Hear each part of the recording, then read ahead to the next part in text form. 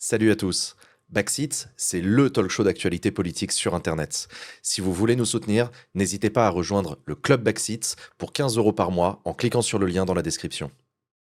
Bonsoir Sophie Prima, Bonsoir. merci d'avoir Est-ce que accepté. j'ai le droit de répondre à Adèle? Alors, j'allais vous poser la première question. Quand elle dit 9 porte-parole en 8 ans, vous le sentez comment vous Ouais, je peux lui répondre sur autre chose avant ou pas? J'ai le droit? Après, il Allez. faudra me répondre sur ma question, parce Oui, que sinon ça va mal se mettre. ça va mal commencer. Allez-y, Ouais, Sophie ouais. Prima, vous voulez répondre Je sur quoi? voulais lui dire que dans les Yvelines, puisqu'elle caricature les Yvelines, il y a aussi une partie des Yvelines, dans le nord des Yvelines, dans la vallée de la Seine, dont je suis issue, dont je suis une politique, qui est une partie du territoire ouvrière, qui est une partie du territoire dans lequel nous avons les Mureaux, Mantes-la-Jolie, Chanteloup-les-Vignes, que certains connaissent ici, et qui sont des super territoires, mais qui ne sont pas des territoires à mocassins avec... Je me disais que c'était les mocassins que vous n'avez pas bien pris. Ouais, les mocassins moyens. Les mocassins moyens, La mais je les aime bien quand même. Hein. Voilà. Alors, Ok. c'était quoi votre question? Oh, c'est vous qui faites les questions, que je vous dise. Non. Ma question, c'était effectivement, porte-parole du gouvernement. C'est une espèce en voie de disparition. C'est pas facile, je veux dire, ça dure pas très longtemps en général. Eh ben, écoutez, on va essayer de faire durer les choses, mais oui, c'est pas facile. Surtout dans la configuration politique dans laquelle on est depuis quelques mois, qui est une configuration politique qui n'a, je le rappelle, depuis le début de la Ve République, jamais existé. Donc évidemment, personne n'est habitué, nous non plus. Évidemment, les Français encore moins, et puis les chroniqueurs et les journalistes encore moins. Effectivement, non, mais vous avez raison. Il y a un truc par contre qu'on connaît, c'est les cacophonies gouvernementales, c'est les couacs, les trucs comme ça. J'aime beaucoup l'expression de polyphonie, ça me rappelle la gauche plurielle, où aucun ministre n'était d'accord avec personne, et du coup on disait non mais c'est normal, c'est du débat, c'est important. Vous êtes d'accord que ça fait tâche quand même, là, ces dernières semaines, les expressions divergentes de ministres sur des dossiers pas des moindres, celui des retraites par exemple, le Premier ministre en personne qui confesse sur un plateau de télévision que le retour à 62 ans n'est pas possible, son ministre de l'économie, Éric Lombard, qui le lendemain dit si, on maintient le dialogue du conclave. C'est quand même compliqué, non ? Qu'est-ce que la porte-parole que vous êtes mais bien sûr que c'est compliqué. dit dans ces cas-là ? Évidemment que c'est compliqué. C'est compliqué d'être dans un milieu politique et une situation politique dans lequel il y a une majorité qui est relative et qui est faite en plus avec des groupes politiques qui ne sont pas exactement assis au même endroit à l'Assemblée nationale. Donc ça, c'est compliqué. Et ça veut dire que le Premier ministre a fait une majorité, enfin a fait un gouvernement avec des gens qui venaient de chacun de ces groupes politiques qui donc parfois ont des avis qui sont un peu divergents. Et donc... en fait, on n'a pas d'autre solution pour l'instant. Les Français nous ont envoyé une Assemblée nationale qui ressemble à ça, et donc il faut faire avec cette Assemblée nationale, et il faut faire avancer le pays. Alors parfois, effectivement, François Bayrou, moi je l'ai découvert, je découvre la façon dont il fonctionne. C'est pas tous les jours, c'est quelquefois surprenant. Pas tous les jours facile, voilà, non, pas tous les jours facile. C'est Ouais. pas tous les jours facile parce que moi je le connaissais pas avant, et puis qu'il a une façon aussi atypique lui-même de fonctionner, et donc ça demande aussi de ma part de bien comprendre et de bien lancer une concertation entre les partenaires sociaux pour l'enterrer un mois plus tard. Non, qu'une porte-parole particulier. C'est quand même. Là, en fait, François Bayrou, qu'est-ce qu'il fait pendant l'interview? Il donne un avis, là aussi, lui, un avis personnel, en disant j'ai lu. Non, mais je vais. Allez-y, mais un avis personnel de Premier ministre, pardon. Oui, mais voilà, c'est sa façon de faire. D'accord. Et il lit le rapport de la Cour des comptes, il regarde des comptes, il regarde l'obligation de balayer les déficits à 2030. Et se dit, revenir sur l'âge, c'est marqué dans le rapport de la Cour des comptes, ça coûte en gros 13 milliards par année en dessous. Bon, donc il dit, je ne sais pas comment c'est possible. Voilà ce qu'il dit en fait pendant son interview. Il dit une deuxième chose qui est très intéressante. Il dit, mais peut-être que le seul âge, l'âge unique de départ à la retraite, c'est peut-être pas une bonne idée. Donc c'est peut-être un élément sur lequel les partenaires sociaux peuvent travailler. Bon, il dit ça, effectivement, vous avez raison, il est Premier ministre, donc peut-être qu'il aurait dû attendre pour avoir cette expression-là, que le conclave, ou je ne sais pas comment on l'appelle maintenant, soit terminé, parce que la règle du jeu, en réalité, n'a pas changé. Donc, il a juste dit, voilà, ça me paraît difficile. Malek ? J'ai peut-être un mot pour remplacer conclave, simulacre. Peut-être que c'est. Oh. Non, mais, C'est moche. En réalité, moi, ma conviction profonde, c'est qu'en réalité, depuis le début, tout le monde savait qu'il n'y aurait pas de bouger, vu que c'est le nouveau terme hype, sur les retraites, et que ça a été le moyen, en réalité, de d'avoir une petite assurance vie, une petite survie. Et je trouve ça super intéressant quand vous parlez de François Bayrou en disant que vous-même vous cherchez à comprendre. Si la porte-parole cherche à comprendre, alors imaginez-nous, purée. Non, mais je cherche à comprendre parce que j'essaie de trouver... En fait, lui, ce qu'il cherche, c'est le chemin du commun. Bah, c'est pas facile, vous le dites vous-même. Vous vous moquez de nous, vous avez raison, c'est votre rôle. Mais nous, on cherche le passage, en fait, le passage législatif, le passage politique, pour essayer que cette Assemblée nationale puisse continuer à travailler, que le Sénat puisse continuer à travailler, et que la France puisse continuer un peu à avancer. Parce que, vous savez, quand on arrive, et il y a encore 15 jours, ça fait 1 an que, par exemple, les agriculteurs, ils attendent la loi, le projet de loi d'orientation agricole. Ça fait 1 an et ils n'en peuvent plus. Et ils nous rendent tous responsables de ça, et tous sur les bancs de l'hémicycle. Et il y a un moment, il faut le faire. Donc, il faut trouver du commun. Il y a des endroits où on n'est pas d'accord, il y a des endroits où on a des expressions différentes, et puis il y a des endroits où il y a du commun. Voilà. Donc, on essaie de trouver cette voie-là, et c'est ça qui n'est pas très facile. Pour le coup, il y a un endroit où une extrême majorité de Français étaient d'accord, et d'ailleurs, ça se retranscrit même dans l'Assemblée nationale qui vous a été envoyée, comme vous le dites si bien, c'est le sujet de la retraite. C'est le sujet du départ à 64 ans. Oui, mais sujet de la retraite, vous savez... En fait, c'est vraiment les Français, on a compris, mais on va faire quand même. Non, c'est pas ça.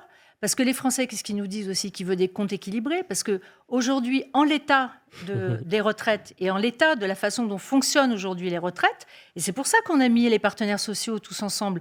Moi, je sais qu'ici, il y a des gens qui sont adeptes, et je partage, des citoyens qui font de la politique, qui s'impliquent dans la politique. Et je trouve ça génial, c'est l'objet de votre émission, et en cela, c'est parfait. Et donc, quand on donne la responsabilité de réfléchir sur les réformes des retraites aux partenaires sociaux, on se fait critiquer. C'est pas bien, c'est contradictoire en tout cas. Et moi, je trouve que cette idée de donner la main aux partenaires sociaux, en leur disant, il y a un seul truc qu'on vous demande, c'est plus de déficit. C'est plus de déficit. Et ça, c'est de notre responsabilité, parce que moi, j'ai payé la retraite de mes parents, d'accord ? Mes enfants sont en train de payer la mienne, sauf que mes petits-enfants sont en train de la payer parce qu'on fait du déficit et que c'est eux qui vont le payer. Et donc ça, cette responsabilité, elle n'est pas de gauche, elle n'est pas de droite, elle n'est pas parmi les jeunes, elle n'est pas parmi les vieux, elle est collective. C'est la responsabilité de la nation. Et de filer cette responsabilité en disant... On arrête de faire la retraite à 60 ans, on rase gratis, etc. Et de se mettre devant les chiffres, de réfléchir ensemble comment on pérennise notre système de retraite pour que vous en ayez une retraite.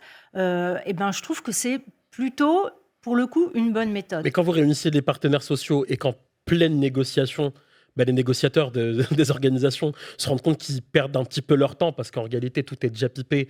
Avec le gouvernement. Tu fais référence à la CGT qui a quitté les négociations. La CGT, la CFDT. Moi, je redis, qu'est-ce qui est pipé aujourd'hui? C'est eux qui ont la main. Ok, François Bayrou s'est exprimé dimanche dernier en disant je trouve ça difficile de ramener la retraite à 62 ans, mais il les laisse travailler et il leur dit, il y va même pas d'ailleurs. Et vous voyez, il y va même pas dans ce conclave, pour pas reprendre votre mot. Et il les laisse travailler. Et donc, s'ils ont trouvé le Graal pour à la fois financer les retraites et revenir à 62 ans, mais Mazel Tov. Il y a un autre sujet qui a fait l'objet d'une cacophonie au sein du gouvernement ces derniers temps, c'est la question du voile dans le sport. La question de l'interdiction du port du voile aux jeunes femmes qui participent à des compétitions sportives est sur la table, soutenue par Bruno Retailleau et Gérald Darmanin. Et en face, on retrouve Elisabeth Borne, la ministre de l'Éducation nationale, qui, elle, s'oppose à cette mesure. Là aussi, il y a 2 lignes qui s'expriment publiquement au sein du gouvernement sur ce dossier. Quelle est la ligne du gouvernement? Il y a 2 lignes, en fait, 2 expressions qui se sont exprimées, si je peux faire cette redondance. La position du gouvernement, elle a été clairement exprimée à la fin de l'examen du texte proposé par Michel Savin au Sénat, par Marie Barsac, la ministre des Sports, qui a donné un avis favorable au texte tel qu'il avait été amendé au Sénat. Et donc, c'est effectivement l'interdiction du port du voile pour les jeunes filles pendant les compétitions, dans les sports, enfin les fédérations, par les fédérations qui ont une délégation de service public. Je précise que Gérald Darmanin, ministre de la Justice, avait menacé de démissionner si jamais... Oui, mais ça...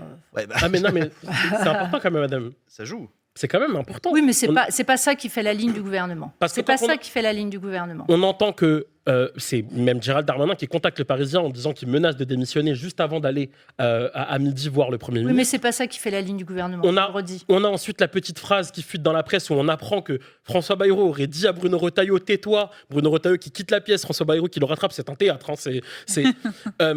Moi, j'y étais pas, donc je sais Oui, pas. non, mais j'entends. Tout ça est motivé par l'argument qui est notamment donné par Bruno Retailleau, c'est celui de la laïcité. Ça tombe bien, c'est la loi de 1905, je dis à chaque fois, c'est une loi de liberté que je chéris. Et je voudrais qu'on en parle de cette loi de 1905. Loi de 1905, laïcité, on parle de liberté de conscience. On a le droit de croire ou de ne pas croire. Jusqu'ici, on est d'accord. Liberté de culte, libre exercice des cultes, là aussi, je pense que l'on est d'accord. Séparation de l'Église et de l'État, tout représentant de l'autorité publique, fonctionnaire, ne doit pas interférer dans le religieux, je ne dois pas savoir de quelle confession est la personne en face. J'aimerais vraiment savoir, puisqu'on vient de décrire donc la laïcité, quand est-ce que la laïcité rentre en compte? Quand on parle de maman voilée qui accompagne les sorties scolaires, quand on souhaite ostraciser des jeunes filles et les mettre de côté parce qu'elles souhaitent, comme plein de jeunes, s'émanciper par le sport, quand Bruno Retailleau dit qu'il veut boycotter le fameux repas rupture de jeûne à la Grande Mosquée de Paris, alors que tous ses prédécesseurs, tous les ministres de l'Intérieur, également ministres des cultes, l'ont fait, en disant que d'ailleurs il ne se présente pas dans des cérémonies religieuses officielles, alors qu'on l'a vu notamment dans une messe, lors de la venue du pape en Corse en décembre dernier. Comment voulez-vous que je ne vois pas en réalité une volonté de ce gouvernement d'aller singer un petit peu le Rassemblement national et d'aller un petit peu sur ses plates-bandes avec un relent, je vais vous le dire, islamophobe en réalité, tout ça couvert d'une laïcité dévoyée. Sophie Primas. Oui, alors, deux éléments. Le premier, c'est que je voudrais reparler de cette proposition de loi sur le voile qui ne comporte pas, qui comporte cet article-là, mais qui ne comporte pas que cet article-là. Il comporte aussi deux articles, notamment un sur l'utilisation des locaux sportifs à d'autres fins que du sport. Sur ça, on peut être d'accord. Sur ça, vous pouvez être d'accord. Je veux quand même faire le point également. Ce n'est pas vous faire offense aujourd'hui de dire qu'on a un problème d'entrisme des frères musulmans dans le sport. On voit beaucoup de jeunes aujourd'hui qui dérivent sur des pratiques de la religion qui sont des pratiques de la religion libre, bien sûr, aujourd'hui, parce que, comme vous le dites, on est sous loi 1905 et qu'on est en laïcité, mais qui vont très au-delà et qui, parfois, font dériver des jeunes sur des endroits qui sont borderline. Voilà. Donc, on a aujourd'hui cette difficulté qu'on partage tous, qu'on soit chrétien, musulman, juif, on partage tous cette difficulté qu'on voit en fait une poussée de l'entrisme islamique. Et je fais bien la différence parce que, comme je vous l'ai dit, moi je suis du nord des Yvelines. Donc les nord des Yvelines, c'est les Yvelines ouvrières, je le redis, de l'industrie et de la désindustrialisation.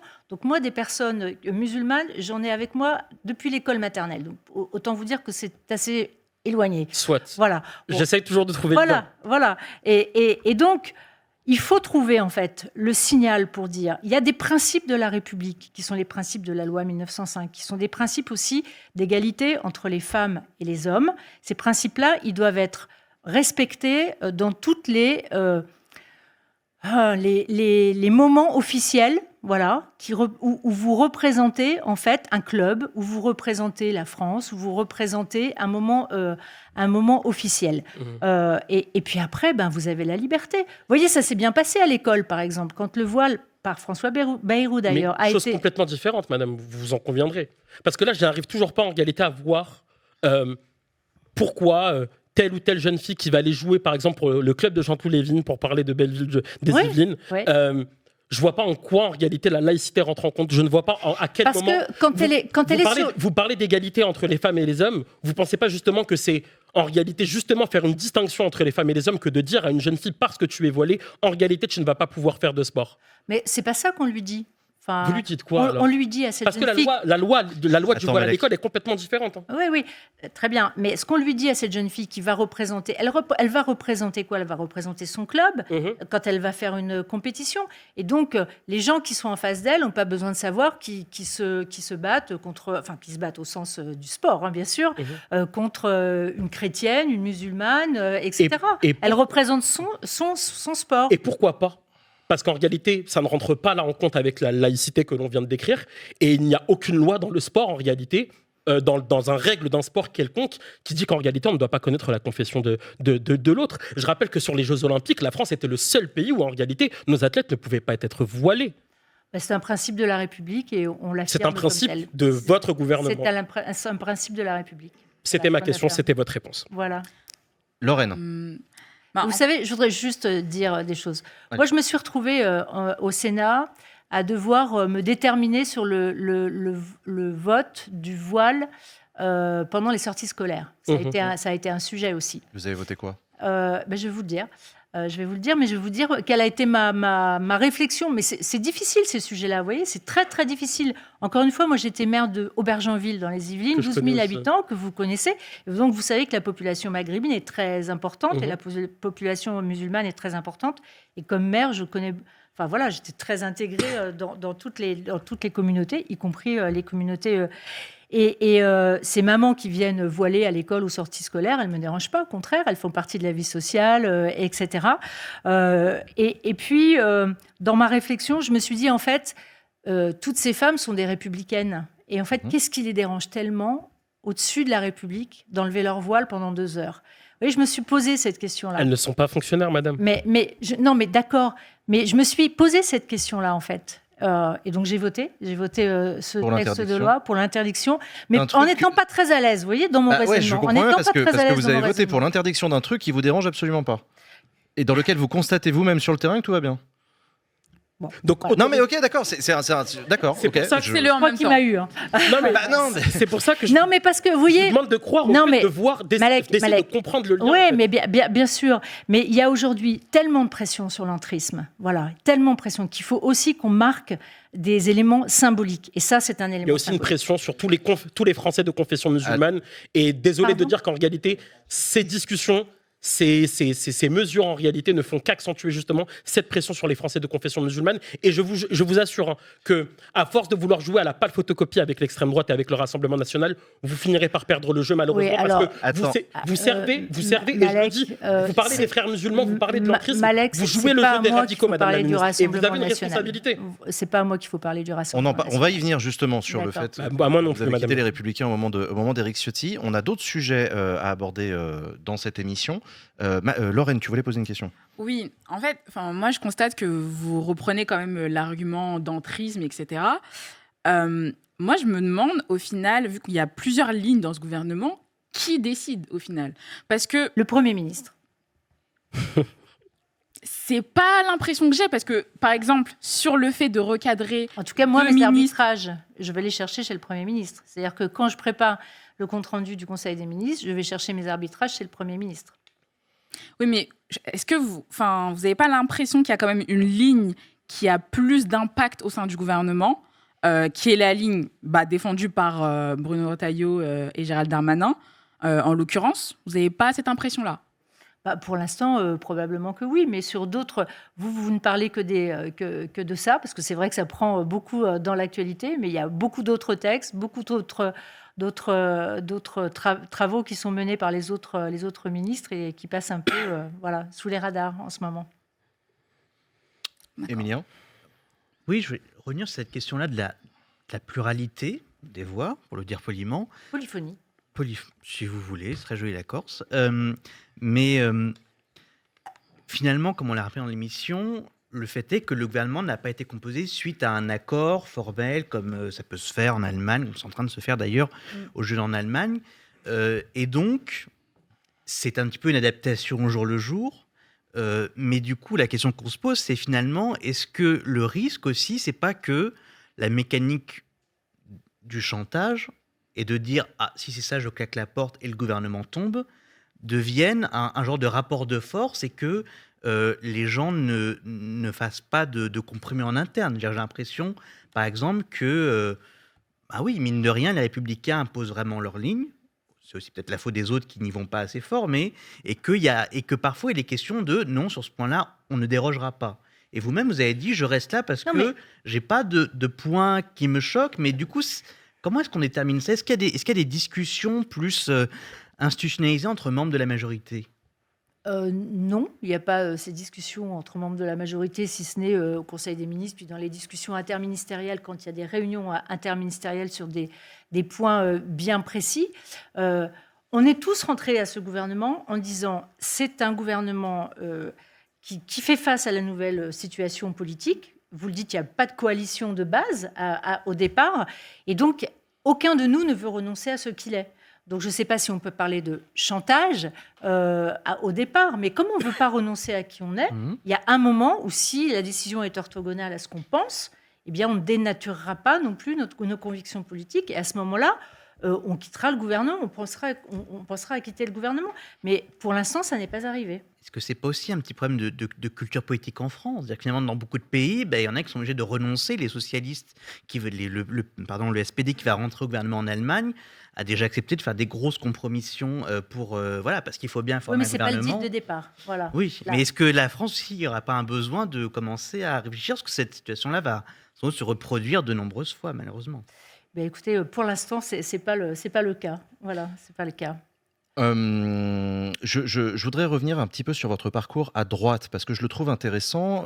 On l'a dit, vous avez été sénatrice Les Républicains, vice-présidente du Sénat, présidente de la Commission des Affaires économiques. Et l'année dernière, en 2024, le président du parti Les Républicains, Éric Ciotti à l'époque, a annoncé, un peu la surprise générale, sa volonté de proposer une alliance à Marine Le Pen, rompant donc le cordon sanitaire historique. Vous avez claqué la porte du parti à ce moment-là. Pourquoi ? Parce que moi, je suis d'une branche de la droite qui vient du chiraquisme. On a toujours, dans nos gènes, combattu le Rassemblement national. Et donc, il est hors de question pour moi de changer, de renoncer à qui je suis aussi. Et parce que le Rassemblement national ne correspond pas à mes idées. Et donc, par conséquent, à partir du moment où Éric Ciotti seul avait décidé que les Républicains s'alliaient au Rassemblement national, je n'avais plus ma place. Est-ce que vous pouvez comprendre la surprise qu'a été la mienne quand j'ai appris que vous ralliez à Bruno Retailleau pour la présidence des Républicains ? Vous avez été vraiment surpris? Ouais. Que quelqu'un qui claque la porte du parti parce qu'il se rapproche du RN soutienne Bruno Retailleau 6 mois plus tard, je vous avoue que c'est surprenant. Bruno Retailleau n'est pas RN, je suis désolée de vous le dire. Expliquez-moi en quoi Bruno Retailleau s'éloigne de la ligne du RN. Je connais Bruno Retailleau. Alors, économiquement, ça n'a rien à voir, clairement. D'accord. Clairement. Non, mais ok. Bruno, moi, je connais Bruno. Je ne comprends pas pourquoi vous êtes étonnés, parce que moi, je connais Bruno Retailleau depuis 10 ans. Je suis sénatrice depuis 2011. Il était président du groupe. Il était président du groupe LR. Et je reconnais en Bruno Retailleau, d'abord, on a quelques divergences de vues sur certains points et qui sont pas récentes. Mais Bruno Retailleau, notamment sociétal, par exemple. Okay. Bruno Retailleau a toujours vécu dans son groupe des Républicains, qui est assez important au Sénat, avec des différences qu'il a acceptées. Il a ses convictions, elles sont solidement ancrées, elles sont solidement argumentées d'ailleurs, mais il comprend et il accepte que d'autres, à l'intérieur de la famille politique, aient d'autres avis. Et donc, ce que je reconnais à Bruno Retailleau, c'est sa capacité à faire vivre un parti qui soit un parti large. Et donc, quand on a créé l'UMP il y a des années maintenant, on allait du centre droit à une droite un peu plus dure. Et on arrivait à cohabiter tous ensemble dans une famille politique qui gagnait des élections et qui correspondait aux besoins des Français et aux préoccupations des Français. C'est ça que je lui reconnais, c'est sa capacité à faire des alliances. Comme il a été président d'un groupe pluriel, il pourrait être président d'un parti. Ça, j'ai bien l'idée, mais je trouve ça intéressant et j'aimerais bien vous entendre sur la doctrine de la droite contemporaine d'aujourd'hui. Ça veut dire quoi être de droite? Ça veut dire quoi? C'est quoi l'identité politique des Républicains aujourd'hui? Parce que on a d'un côté une Marine Le Pen qui se dédiabolise de plus en plus, qui drague les milieux économiques maintenant de plus en plus et qui essaye un petit peu de siphonner les Républicains sur son électorat. De l'autre côté, on a un Emmanuel Macron qui a fait un travail depuis plusieurs années maintenant assez impressionnant sur l'autre partie du parti des Républicains. Là, vous avez un congrès. Du coup, j'aimerais bien que vous me disiez, c'est quoi pour vous l'avenir de ce parti, de cette position politique? Moi, je pense que le « en même temps » a vécu. Okay. Je pense que le « en même temps » a vécu. Je l'ai beaucoup combattu et c'est pour ça longtemps que je suis restée aux Républicains, parce que je trouvais qu'avec un parti socialiste qui s'effondrait et un parti Les Républicains qui s'effondrait, en fait, on laissait de la place qu'aux extrêmes, à gauche et à droite. Okay. Et que ça, pour moi, je ne pouvais pas laisser la politique dans cet état-là. Donc je n'ai pas... on n'a pas réussi, on n'a pas été bon. Enfin, voilà, on n'a pas réussi à garder cette droite républicaine, pas plus d'ailleurs que le Parti socialiste n'a réussi pendant longtemps à faire sans LFI. Et donc, on a eu ce « en même temps », et ce « en même temps » qui est caractérisé par Emmanuel Macron aux yeux des Français. Je pense qu'on est à la fin de ce en même temps et que, comme je dis souvent, la rivière va retourner dans son lit. C'est-à-dire que je pense qu'il va y avoir une gauche et je pense qu'il va y avoir une droite et je le souhaite. Et je vous entendais tout à l'heure parler du Parti socialiste, de son avenir, de ses difficultés aussi, qu'on connaît bien, la guerre des chefs, la guerre du positionnement, la guerre par rapport aux extrêmes. Enfin bon, on a des problématiques qui sont des problématiques diverses. Enfin, vous considérez qualifié et pas de l'extrême, moi je les considère. Parce c'est que pour ça, Malek. L'extrême gauche, c'est une culture politique. Voilà. Et la France Oui, insoumise n'est pas d'extrême gauche. elle est magnifique et son expression à l'Assemblée nationale aussi. Voilà. Donc je pense qu'aujourd'hui on va avoir une gauche et une droite et que la droite, elle doit se reconstruire autour des valeurs qui sont les valeurs de la droite, c'est-à-dire des valeurs sur la réforme de l'éducation et le retour à une éducation plus forte, plus institutionnelle et plus efficace aussi pour l'ensemble de nos jeunes. Il faut qu'on réinvestisse dans la jeunesse. Aujourd'hui, notre pays est en train d'investir, mais pour les personnes les plus âgées. Je suis désolée, il faut qu'on réinvestisse dans la jeunesse. C'est très important de réinvestir dans la jeunesse, de permettre à toute cette jeunesse d'avoir un emploi, de permettre à cette jeunesse d'avoir un cadre familial dans lequel elle puisse faire garder ses enfants. C'est important d'investir là-dedans. Il faut qu'on soit fort sur le régalien. Ça, c'est l'habitude, j'allais dire, et le positionnement. Et puis, une économie qui soit libérée et qu'on libère cette économie qui, aujourd'hui, est étouffée par une démocratie qui a créé, au fil des années, au fil des majorités, tellement de règles, tellement de carcans, qu'aujourd'hui, on est étouffé. Vous savez, moi, je fais un tour de France des préoccupations comme porte-parole, parce que j'essaye d'être porte-parole aussi dans l'autre sens, d'aller écouter les territoires et de remonter ça.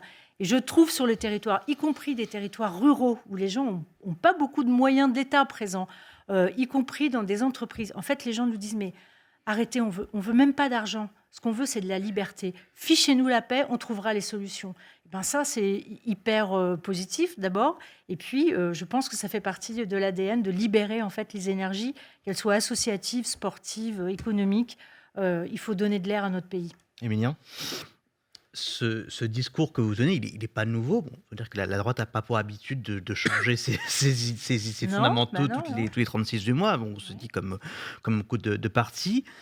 C'est des choses que j'entends depuis de nombreuses années. Tout comme le besoin de rénovation et de refondation idéologique de partis. Depuis 2012 et la défaite de Nicolas Sarkozy, c'est quand même été le cas presque une demi-douzaine de fois. Ça n'a pas vraiment abouti. C'est planté. La question, c'est pas parce on peut croire à la volonté des uns et des autres de refaire quelque chose.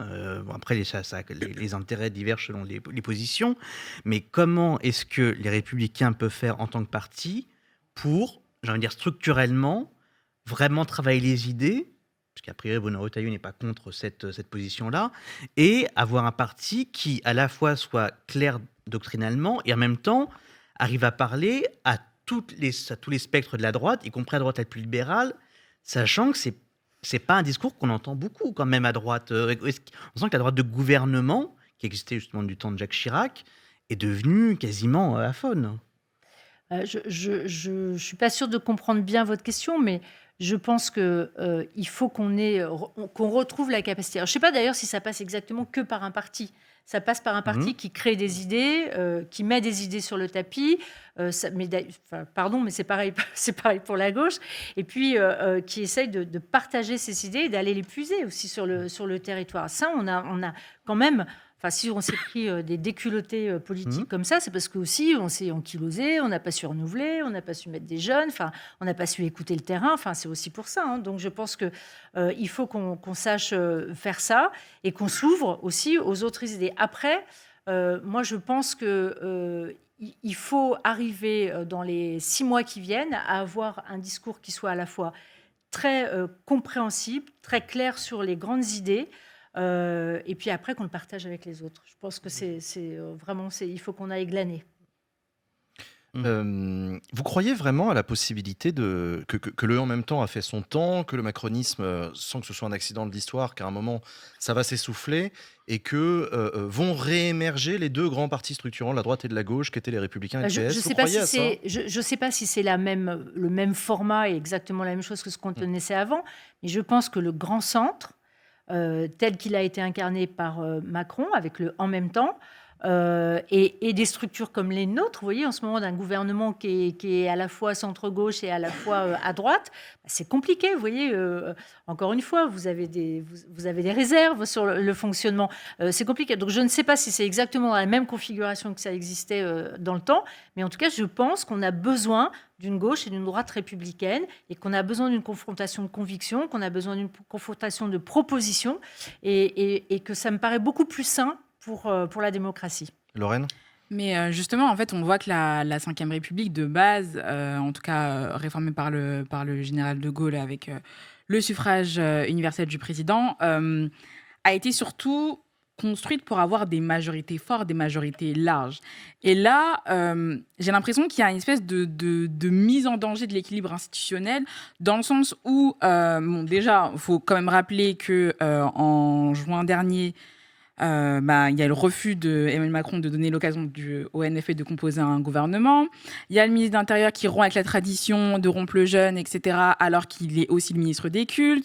Il envoie le ministre des Affaires étrangères à sa place, etc. Est-ce que vous n'avez pas l'impression que notre régime, donc c'est-à-dire la Ve République, aujourd'hui, elle est affaiblie ou alors, peut-être c'est le pari du gouvernement, en tout cas, est-ce que le gouvernement mise peut-être sur un contexte international qui nous rassemblerait derrière une personne, et en l'occurrence Emmanuel Macron ?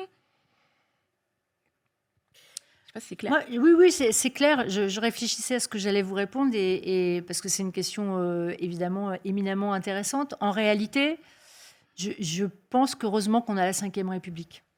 Et je pense que, aussi peut-être imparfaite qu'elle puisse paraître, elle nous permet pour l'instant de passer cette crise. Si cette crise continue et perdure dans les prochaines années, je pense qu'effectivement, il faudra regarder comment on traverse ça. Mais pour le moment, elle est solide, cette Ve République. Alors, on lui a fait quelques accros qui, à mon avis, sont dommageables. Dans les accros, je pense qu'il y a le septennat. Et vous pensez que c'était une erreur Oui, moi, j'étais pour le quinquennat quand on l'a en proposé. 2000. Je trouvais ça moderne, je trouvais ça tout ça. En réalité, je pense aujourd'hui à l'usage, si j'ose dire, qu'en réalité, le septennat permettait au président de la République d'être le président de tous les Français. Et que le quinquennat, c'est le président d'un camp. Okay. Et que même, on voit bien qu'Emmanuel Macron essaie d'élargir. Mais en réalité, je pense que ce septennat, il permettait d'ailleurs d'avoir des échéances. Dans le septennat, il y avait deux échéances, souvent deux échéances législatives, et ça permettait aussi peut-être de faire cette alliance. Vous voyez, cet équilibre dont vous parlez tout à l'heure, qui se faisait en réalité entre un président de la République et un gouvernement. Et donc, je pense que cette Ve République est pour l'instant encore assez forte et qu'elle nous permet de traverser ces crises. Est-ce qu'il ne faudra pas réfléchir plus en avant comment l'améliorer ? Mais chaque fois qu'on l'a améliorée, en réalité, dans le temps, on l'a un petit peu détériorée. Est-ce que pour vous, l'élection du président de la République au suffrage universel direct, ça ne fait pas partie des faiblesses aussi de cette Ve République ? Où tous les 5 ans, on attend un champion qui, avec sa grande majorité stable... surtout avec un quinquennat, en fait. Surtout avec un quinquennat. Nicolas Sarkozy, ça s'est très bien passé, son quinquennat. Il a eu une majorité pendant 5 ans. Oui, parce qu'il avait sa majorité pendant 5 ans, mais... dès Nicolas Sarkozy, le président est devenu plutôt un chef de camp. Vous voyez, moi, à l'époque, j'ai commencé sous Nicolas Sarkozy. Enfin, ça n'a pas duré longtemps parce que je suis arrivée à l'Assemblée en 2010 et j'en suis partie pour le Sénat en 2011. Mais, par exemple, cette habitude qui était de recevoir les députés du groupe Les Républicains, enfin UMP à l'époque, à l'Élysée, et juste les députés de ce groupe-là, c'est pas normal en réalité. Si on est président de toute la France, on doit... et si on invite les députés... D'ailleurs, Hollande avait promis qu'il ne le ferait pas, puis il l'a fait quand même. Et puis il l'a fait, et puis Emmanuel Macron aussi, etc. Et du coup, on devient le président d'un camp alors qu'on devrait être le président des Français, et on devrait faire des arbitrages, on devrait peser dans les arbitrages politiques pour amener un peu plus de stabilité. Malek ? Désolé, j'étais en train de boire de l'eau. Tant que c'est que de l'eau, ça va. Oui, ça va. Il n'y a que ça ce soir. Moi, je vous rejoins pleinement, mais si je vous écoute, je dois aussi donc suivre la logique de l'élection législative de l'année dernière, Madame la Ministre. Et comment vous dire, votre camp est arrivé quoi, 5e, il me semble, et pourtant vous gouvernez. Donc en fait, votre discours, confronté à la réalité, il est un petit peu difficile à entendre. Là, Vous vous rendez compte aussi qu'avec ce qui s'est passé, des centaines de personnes des centaines de milliers de personnes se sont rendues aux urnes alors qu'ils d'habitude ils ne votent pas. Vous n'avez pas cette petite impression un petit peu de faire mal à la démocratie et du coup, in fine, aussi à la 5e? mais ceci dit, je suis désolée, il n'y a pas de majorité. Je sais bien que la gauche a l'habitude de dire qu'elle a la majorité à l'Assemblée nationale, mais Alors, vous ne l'avez pas. elle Je suis désolée. Il y a Majorité relative. majorité relative. Qui n'est pas Voilà. et une majorité qui est Voilà. très fragile, disons-le. Eh bien Mais oui. entre avoir une majorité très fragile et mettre au pouvoir, parce qu'en réalité, on a François Bayrou comme Premier ministre, mais aujourd'hui, il est tenu par sa droite par Bruno Retailleau et tenu par sa gauche par Gérald Darmanin. En réalité, c'est donc les LR aujourd'hui qui gouvernent depuis septembre. Et comment vous dire? Je n'avais pas remarqué que Gérald Darmanin était resté au LR, mais bon, il m'a encore dit qu'il était exclu il y a quelques temps. Il est bel et bien parti des LR, mais en réalité, si c'est pour vendre dans la même veine que Bruno Retailleau une ligne pour singer le Rassemblement Tu veux national. dire que Rebsamen, il est au PS? Oh, voilà, lui aussi, Mais non, mais tu vois, Merci, moi, je veux bien. Non, mais tu vois, je veux bien, mais Non, alors, en fait, d'accord. c'est quoi ton point? Non, mon point, En termes d'idées, il est resté constant. mon point, c'est que vous ne pouvez pas aujourd'hui dire qu'en réalité, le problème, c'est qu'aujourd'hui, un président préside pour un camp et que c'est un camp qui gouverne, quand en réalité, la seule et unique raison de ce gouvernement, en réalité, c'est d'avoir fait tenir et exister un camp et pas en réalité une véritable politique pour les Français, puisque au sein de ce gouvernement, en polyphonie, cacophonie, ce que vous voulez, simulacre, personne n'est d'accord. C'est vous qui Non, mais cultivez en moi- réalité ce truc Moi, de je suis camp. pas d'accord avec Vous êtes ça. pas d'accord? Je suis pas d'accord sur le fait qu'on soit pas d'accord. Il y a plein de choses sur lesquelles on est d'accord et sur lesquelles on avance. Vous voyez, par exemple, le travail souterrain. Alors, je sais bien, ça se voit pas. Mais le travail souterrain qu'on est en train de faire sur la réforme de l'État, le travail qu'on est en train de faire sur la simplification, c'est un travail souterrain, mais qui est colossal et qui va nous permettre d'aborder le budget 2026, qui est juste un cauchemar apocalyptique.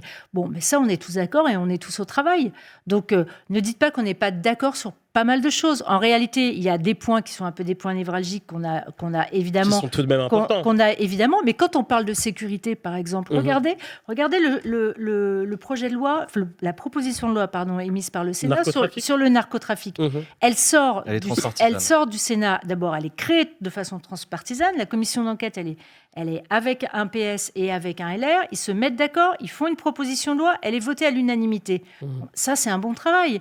Bon, donc on est d'accord sur un certain nombre de choses. Sur la tradition française de l'accueil et sur le traitement des jeunes de la gaieté Oui, lyrique, mais est-ce que là vous êtes d'accord ou pas d'accord? Vous prenez un point qui sont des points névralgiques, alors qui sont des points importants, mais qui sont des points névralgiques. De savoir que des gamins vont se retrouver in fine à la rue, parce que là c'est des solutions de très temporaires, je vous avoue que oui, pour moi ça compte. Ben bien sûr, mais pour moi aussi ça compte. Quelqu'un aurait dit vous n'avez pas le monopole du cœur. Vous étiez pas né, mais moi j'étais né et je faisais déjà je faisais de la politique. Vous n'avez pas le monopole du cœur. Mais en réalité, bien sûr que c'est important, bien sûr que c'est des sujets. Il faut les traiter à la base. Il faut les traiter en se disant pourquoi aujourd'hui on a des gamins qui peuvent être à la rue. Vous parlez de la gaieté, c'est ça? Oui, de totalement. l'évacuation. Je vous signale qu'il n'y avait pas de mineurs dedans. Enfin bon, c'est un détail. Alors ça, c'est Selon Ça fait partie des points un peu, justement. et ça, Sur la mais c'est détection bien. de minorité. Vous engagez votre responsabilité en le disant sur notre plateau et c'est important. Mais l'histoire le dira.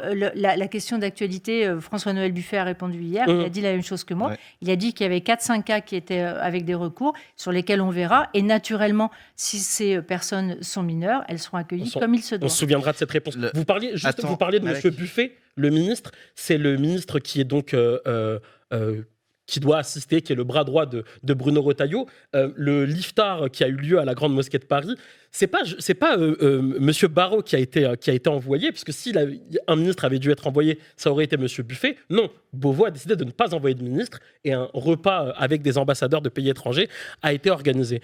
Preuve aussi que le ministre des Cultes donc n'a pas voulu parler aux musulmans de France, Madame la ministre. Il était au congrès, alors je ne sais plus comment ça s'appelle, le forum des musulmans, Forum international des musulmans. Oui. Voilà, où ça s'est très bien passé et il a eu de très bons dialogues avec tout le monde. Émilien.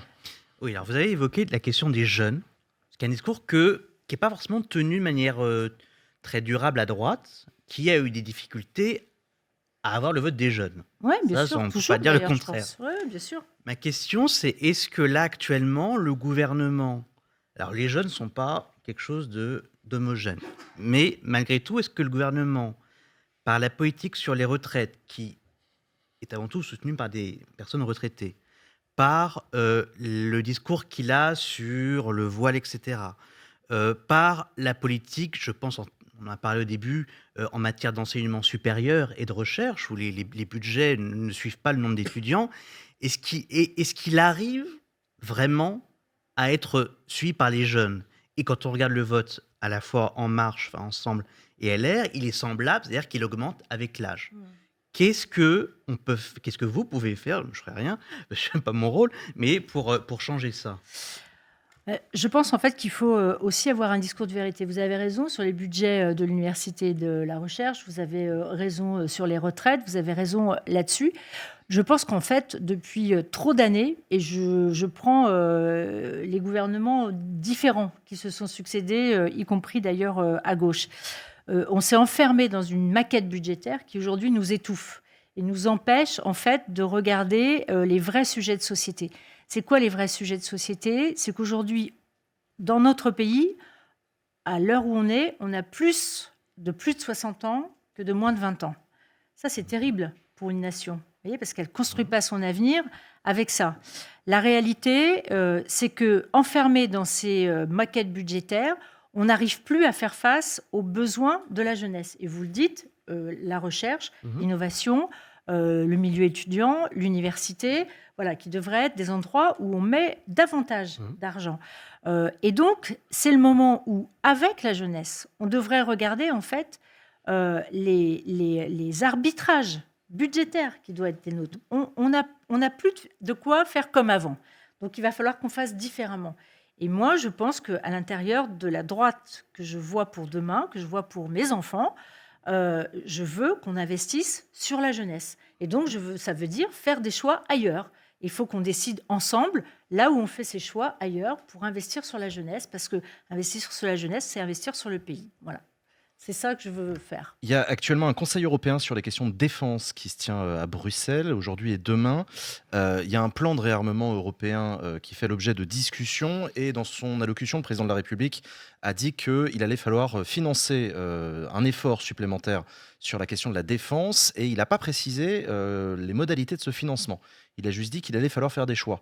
Est-ce qu'on en sait plus à l'heure actuelle? Est-ce qu'on sait est-ce qu'on a des montants? Est-ce qu'on a des décisions? Alors, on n'a pas de montant pour l'instant. Ce qu'on sait, c'est qu'aujourd'hui, en fait, il y a eu une réunion à Bercy avec Éric Lombard et Sébastien Lecornu, donc l'économie et puis la défense, et puis tous les industriels en fait de la défense pour estimer les besoins et notamment ce qu'on appelle les besoins en fonds propres, c'est-à-dire les besoins qui vont permettre à ces entreprises d'investir en fait pour produire davantage et d'ailleurs produire aussi peut-être différemment et d'autres choses parce que on s'est aperçu dans le retour d'expérience de la guerre en Ukraine qu'il y avait des secteurs de l'armement sur lesquels il fallait qu'on investisse plus fortement. Donc aujourd'hui, ce qui est apparu, c'est que de mémoire, il y a 5 milliards de besoins de fonds propres supplémentaires. Et ce n'est pas que pour les grands de l'armement, parce qu'en fait, il y a évidemment les grands noms de l'armement qui ont des fonds propres qui sont assez importants, mais il y a surtout toute une foultitude de sous-traitants nationaux et européens, de start-up aussi qu'il faut financer en fonds propres. Ça, c'est sur les besoins de financement. Ça, je me doute qu'ils sont très importants. Ils sont très importants. La question, c'est quel argent, quel sacrifice, quelle réduction sur les services publics, quel choix budgétaire. Alors ça, c'est évidemment dans le tube du budget 2026. C'est la façon dans laquelle on va appréhender le budget 2026. Et pour le moment, évidemment, les arbitrages sont loin d'être faits. Mais je veux juste dire que redonner aussi des capacités de développement et d'investissement sur ces entreprises de l'armement, c'est aussi créer du travail dans nos territoires, c'est aussi créer de la valeur, c'est aussi créer des recettes fiscales, sociales, et donc il faut bien qu'on mesure aussi l'investissement que doit être le nôtre. Lorraine ? Oui, en fait, on peut débattre de quel âge c'est jeune, etc. Moi, en l'occurrence, j'ai 27 ans. Mais allez, vous êtes jeune. On voit que les jeunes sont plutôt anti-guerre en réalité. Et là, par exemple, il y a eu le SNU, le Service national universel, qui a été abandonné parce que il y a pas assez d'argent en réalité. Est-ce que vous comptez aller jusqu'à quand même rétablir le service militaire ? Alors, pas du tout. Parce que d'abord, ça servirait à rien. Et on n'en a pas les moyens, on n'a pas les infrastructures. Donc... Le service militaire, en fait, aujourd'hui, il fait partie d'une forme de nostalgie d'une partie de la population française, soit parce qu'ils l'ont fait et que ça s'est plutôt bien passé, soit parce qu'en fait, ils y reconnaissaient un moyen de socialiser, en fait, l'ensemble de la population française, sans discrimination sociale, sans écart d'origine, etc. Comme l'école, quoi. Un peu, normalement, comme mais avec l'école. Des gens y échappaient. Comme l'école, mais au garde à vous, quoi. Vous avez raison, des gens y échappaient et certains avaient des services militaires qui étaient plus sympas que d'autres. Moi, mon mari, il a fait son service militaire, c'était plutôt sympa. On est parti à San Francisco pour Super. faire. Bon, donc voilà. Donc, Non, mais non. faut non, le dire aussi, quand même, c'est un peu un mythe. Mais voilà, c'est ce que je voulais Le service dire. militaire qui brasse les générations et les classes sociales, ça Non, n'a mais jamais été c'est vrai. pour ça, c'est là où je voulais en arriver.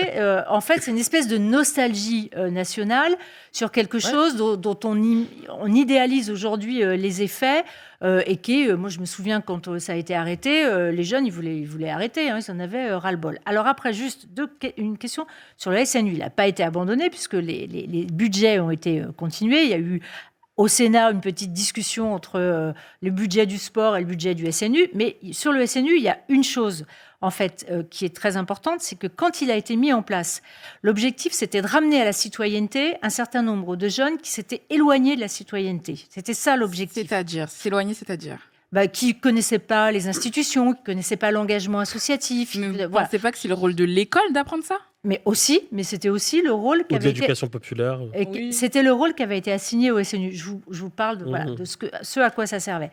Et aujourd'hui, le SNU, ça fonctionne bien, sauf que la cible des personnes qui vont au SNU n'est pas la cible que l'on souhaitait. Et donc, c'est logique de s'interroger aujourd'hui sur se dire, on a mis en place un truc pour une politique publique avec un objectif, et l'objectif, il passe à côté. Donc, même si les gens qui y sont, ils sont super contents, et je les comprends, parce qu'ils font des choses passionnantes, en réalité, l'objectif qui était poursuivi, parce que moi, je n'étais pas au gouvernement, et voilà, à ce moment-là, était un objectif de ramener à la citoyenneté, à la vie associative, à l'engagement, des valeurs qui sont partageables, me semble-t-il. Et on l'a fait, mais pas sur les populations. Donc, C'est marrant parce que j'ai le même objectif, mais tellement pas le même dispositif. Après, on sera jamais d'accord là-dessus. Vraiment, le garde à vous des jeunes, mais au secours. Non, Lorraine. mais en gros, vous êtes en train de dire que si le SNU a été abandonné, c'est une question plus d'objectif. Mais il n'est pas que abandonné, Enfin, je redis qu'il n'est pas en tout abandonné. cas, qu'il est Voilà. en discussion, etc. Ou en tout cas, que ils vous ont remis des crédits. réfléchissez Sur- à le rediriger ou je ne sais quoi. En tout cas, que vous essayez de le transformer. C'est pas une question d'argent, mais d'objectif. Alors oui, c'est une question d'objectif. Oui, c'est une question d'objectif, vraiment. Et je vous invite à regarder tous les rapports qui ont été faits sur le SNU pour vous dire qu'on passe à côté de l'objectif de base. Donc si on passe à côté de l'objectif de base, il faut revoir le système.